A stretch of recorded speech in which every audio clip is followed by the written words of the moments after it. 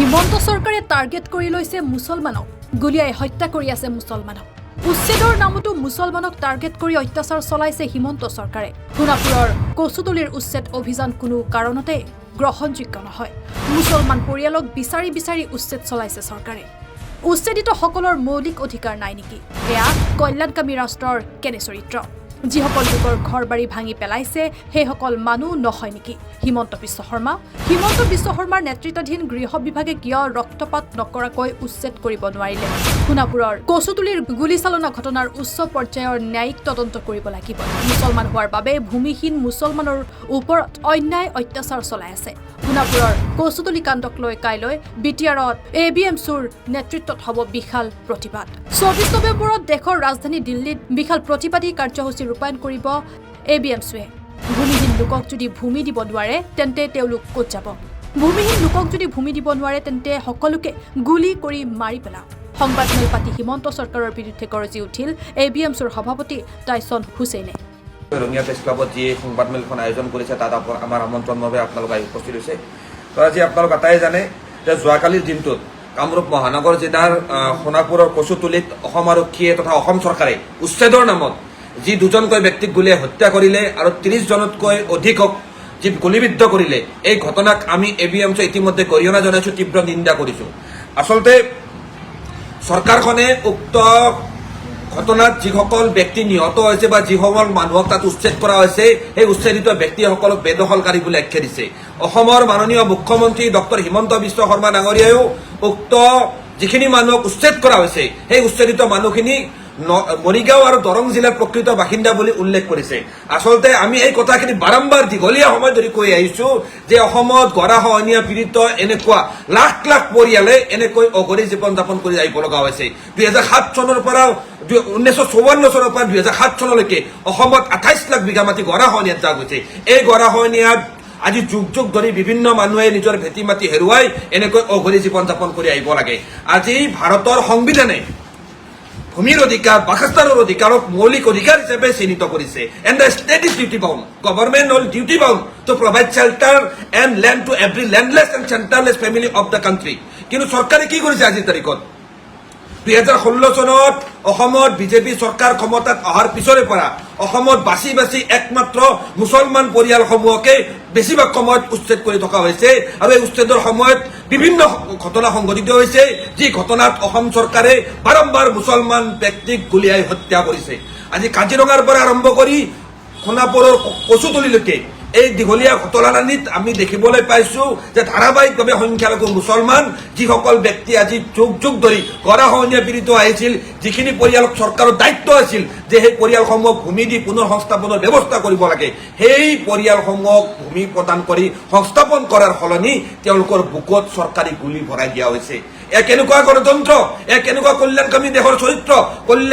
দেশৰ চৰিত্ৰ সম্পূৰ্ণভাৱে বৰ্তমান অসমৰ বিজেপি চৰকাৰখনে ভুলুণ্ঠিত কৰিছে আজি আপোনালোকক আমি অৱগত কৰিব বিচাৰিছো আজি আৰু অসমৰ মুখ্যমন্ত্ৰী ডক্টৰ হিমন্ত বিশ্ব শৰ্মা ডাঙৰীয়াই কৈছে যে উক্ত উচ্ছেদিত ব্যক্তিসমূহৰ ঘৰ মৰিগাঁও আৰু দৰং জিলা আমি বাদ দিছো মৰিগাঁও দৰং জিলাৰ কথা বাদ দিছো আমি ভাৰতীয় নে বাংলাদেশী বাদ দিছো ইণ্ডোনেছিয়া নে পাকিস্তানৰ নাগৰিক বাদ দিছো আমি অসমৰ মুখ্যমন্ত্ৰী ডক্টৰ হিমন্ত বিশ্ব শৰ্মা ডাঙৰীয়াক প্ৰশ্ন কৰিছো যিসমূহ ব্যক্তিক গুলীয়াই হত্যা কৰা হ'ল যিসমূহ ব্যক্তিৰ ঘৰ বাৰী ভাঙি দিয়া হ'ল সেইখিনি মানুহ হয়নে নহয় যদি মানুহ হয় তেনেহলে ভাৰতৰ সংবিধানে এজন মানুহৰ বাবে নিশ্চিত কৰা মানৱ অধিকাৰৰ পৰিসীমাৰ ভিতৰ পৰা সেই মানুহখিনি কিয় ঠেলি পঠিওৱা হ'ল কিয় সেই মানুহখিনিৰ মানৱ অধিকাৰ লংঘন কৰা হ'ল সেই প্ৰশ্ন আমি উত্থাপন কৰিছো আজি সততে চৰকাৰখনে দম মাৰিছে যে একটা শক্তিশালী গৃহ বিভাগ আছে শক্তিশালী আৰক্ষী বাহিনী আছে তেনেহলে 200টা পৰিয়ালক কিয় অসম চৰকাৰে হিমন্ত বিশ্ব শৰ্মা ডাঙৰীয়াৰ নেতৃত্বাধীন গৃহ বিভাগে ৰক্তপাতজনিত ঘটনা নোহোৱাকৈ কিয় উচ্ছেদ কৰিব নোৱাৰিলে সেই প্ৰশ্ন আমি অসম চৰকাৰৰ সন্মুখত উত্থাপন কৰিছো আজি 150টা পৰিয়ালক উচ্ছেদ কৰিবলৈ 200 বিঘা মাটি খালী কৰিবলৈ কি 150টা পৰিয়ালক গুলীয়াই হত্যা কৰিব নেকি এখন চৰকাৰে আমি এবিএমছে প্ৰশ্ন কৰিছো আজি যেতিয়া গুলীচালনাৰ ঘটনা সংঘটিত হৈছিল সেই ঘটনাত নিশ্চয় আপোনালোক আটায়ে জানে যে তাত হায়দৰ আলী আৰু জুবেৰ আলী নামৰ দুজন যুৱক নিহত হৈছে, 30 জনতকৈ অধিক গুলীবিদ্ধ হৈছে। আনকি উক্ত ঘটনাৰ ভিডিঅ' আমি পাইছো, সমগ্ৰ কথাৰ খবৰ আমালৈ আহিছে যে উক্ত ঘটনাত 9ম শ্ৰেণী 8ম মান শ্ৰেণীৰ ছাত্ৰও গুলীবিদ্ধ হৈছে। আনকি দিনতে সংঘটিত হোৱা ঘটনাত যিসকল ব্যক্তি গুলীবিদ্ধ হৈ আছিল সেই গুলীবিদ্ধ ব্যক্তিসকলক চিকিৎসালয় আনিবলৈও আৰক্ষীয়ে বাধা প্ৰদান কৰিছিল। খুব দেৰিকৈ তেওঁলোকে চিকিৎসালয় আহি উপস্থিত হৈছিল। কেনেকুৱা ধৰণৰ গণতন্ত্ৰ? আজি এনেকুৱা ধৰণেৰে অসমত কিয় মানৱ অধিকাৰ লংঘন কৰা হৈছে এই প্ৰশ্ন আমি উত্থাপন কৰিছো। আজি ABMCয়ে স্পষ্টভাৱে অসম চৰকাৰক আহ্বান জনাইছো। আজি আমি দাবী উত্থাপন কৰিছো যে যোৱাকালি সোণাপুৰৰ কচুতলিত যি গুলীচালনাৰ ঘটনা অসম চৰকাৰে উচ্ছেদৰ নামত সংঘটিত কৰিলে, এই ঘটনাত আৰক্ষীয়ে যিখিনি আইনৰ ডিউ প্ৰচেছ ফ'ল' কৰিব লাগে এটা ঘটনাত গুলীচালনা কৰিবলৈ, সেইখিনি গুলীচালনা সেই ব্যৱস্থা কেতিয়াও গ্ৰহণ কৰা হোৱা নাছিল। আজি বাৰম্বাৰ ধাৰাবাহিকভাৱে একমাত্ৰ মুছলমান আইডেণ্টিটিৰ বাবে এইখন অসমত হিমন্ত বিশ্ব শৰ্মা ডাঙৰীয়াৰ নেতৃত্বাধীন অসম চৰকাৰে অসমৰ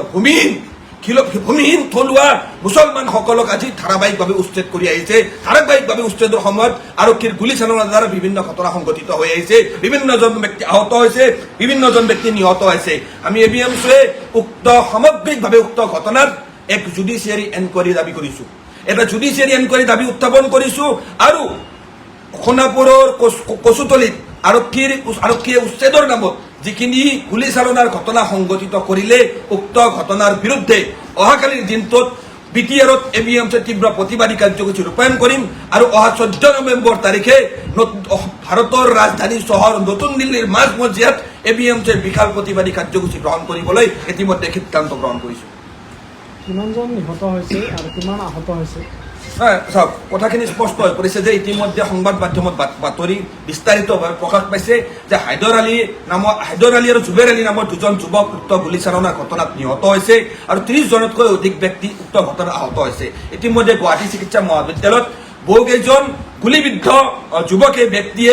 আজিৰ তাৰিখত সংকটজনক অৱস্থাত তেখেতসকলে চিকিৎসাধীন হৈ আছে। আমি আৰু স্পষ্টভাৱে ABMCয়ে এই প্ৰশ্ন উত্থাপন কৰিছো, only because of Muslim identity এনেকৈ সোণাপুৰত মুছলমান পৰিয়ালসমূহক উচ্ছেদৰ নামত এনেকৈ অত্যাচাৰ কৰা হ'ল। আৰু অত্যাচাৰৰ শেষ বিন্দু অতিক্ৰম কৰি এইখন চৰকাৰে গুলীয়াই হত্যা কৰিবলৈ কুণ্ঠাবোধ নকৰিলে এই সম্পূৰ্ণভাৱে অন্যায় ঘটনা। আৰু এই ঘটনাৰ দ্বাৰা এটা কথা স্পষ্ট হৈ পৰিছে যে